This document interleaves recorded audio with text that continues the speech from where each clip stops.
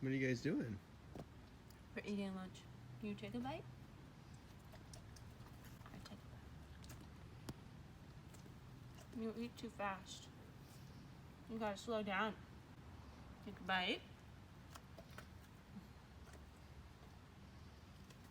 Thanks for eating lunch with me. Last year, we got the crazy idea to take an old pontoon boat, tear it down to the bare metal, and rebuild it into a tiny home on the water. We documented our steps along the way, and we want to share them with you to show you what's possible with a little bit of blood, sweat, and tears. This is our Pontoon Houseboat project. We got the deck boards and some waterproofing tape installed. We realized that our deck boards were slightly off because our cross members were slightly off. The pontoons were even, but nothing a little chalk line and circular saw couldn't fix. Then we got to building our stud walls. We did mostly 2x2 construction, keep things nice and lightweight, and because we were using RV windows, so we needed a thinner wall to work with.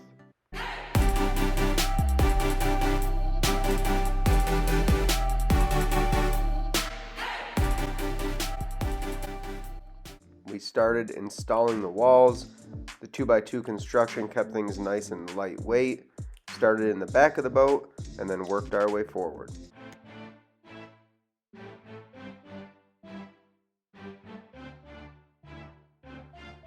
We installed our roof supports to keep everything nice and sturdy as we went forward. And before we knew it, we had our skeleton walls up and installed. Pretty rewarding day this one was.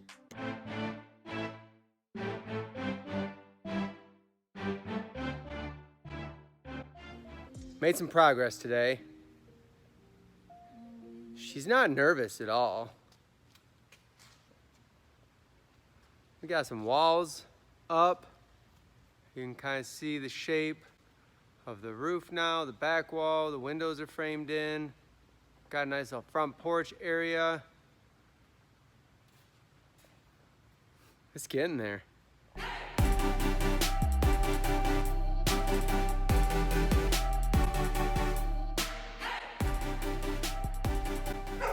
Tom put the bathroom, it's not really a bathroom because there's not going to be a shower.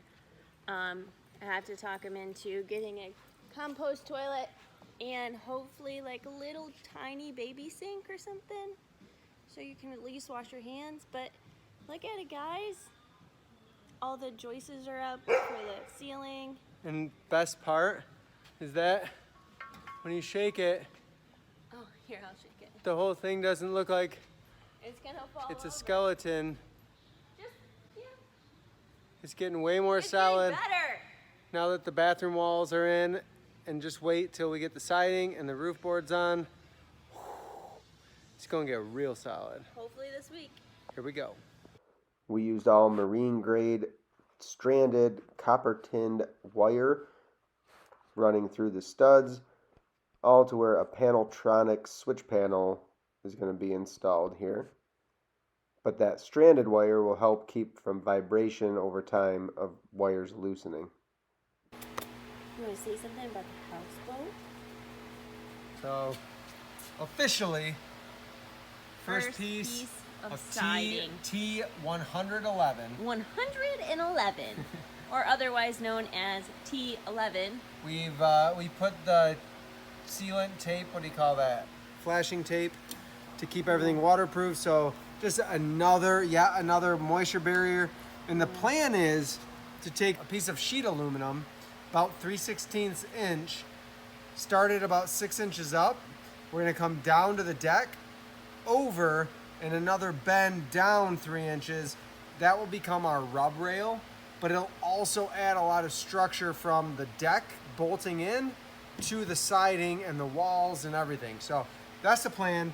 But for now, first screw going in for the T111.